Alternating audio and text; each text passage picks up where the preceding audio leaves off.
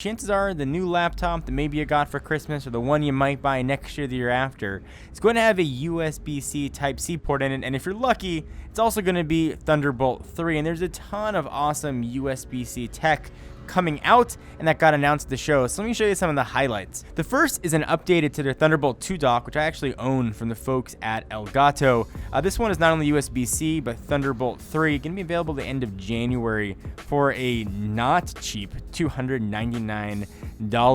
But it does a ton of awesome things, and it's a dock. It's got a ton of ports, so if you're running a computer that maybe only has one port or maybe only 2 or 4, it's going to expand it incredibly, and it makes bringing your computer to work really simple. Drop your computer in, plug in one cable, and you've got all the I/O that you need. If you picked up a new MacBook Pro, but maybe you're missing MagSafe, Griffin is waving their hand saying, look at us with our BreakSafe high power. This is a 100-watt breakaway cable for the MacBook Pro, and it works exactly like you'd expect. You plug it in. Unfortunately, it doesn't sit flush to the computer. It still sticks out, but if you want something that's going to break away or worried about tripping over your cable and don't want your brand new shiny computer to go with it, for $39.99, it's a pretty good option. Satechi might not be a name that you recognize, but if you've bought any USB-C accessories, you probably have one of them. I think I've got 2 sitting in my drawer. Pretty simple and great for travel. Plug in, get ports. You can do 4K HDMI, it's got pass-through charging, Ethernet, USB Type-A ports,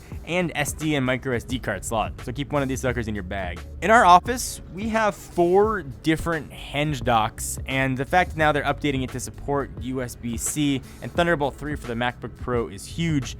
The best one and the coolest one, I think, is a horizontal dock, and it does a lot of stuff. It's automated docking, it's got software, you just click a button, it'll undock, and it'll unlock from its Kensington lock, and you're good to go. That's the good news. The bad news is it's gonna cost $499, but that is gonna get you 13 expansion ports, and it's gonna look really cool, but $500 is a lot of clams, or money. I don't know why clams are called money, but it is not cheap. But if you're looking for a dock that's going to do everything for your new computer, this is a really good way to go. And last but definitely not least, how about cameras?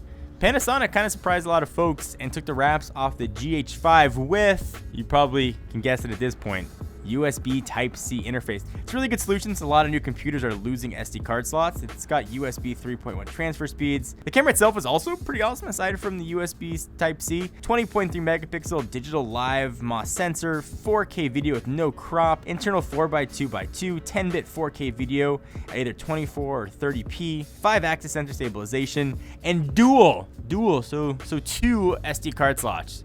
So that is pretty much the only camera you're going to need for all of your camera needing things. There's a lot more predictably USB Type-C and Thunderbolt 3 accessories, but these are some of the best and sort of showcase the future of what the technology can bring. And it looks like we might finally have one port to rule them all.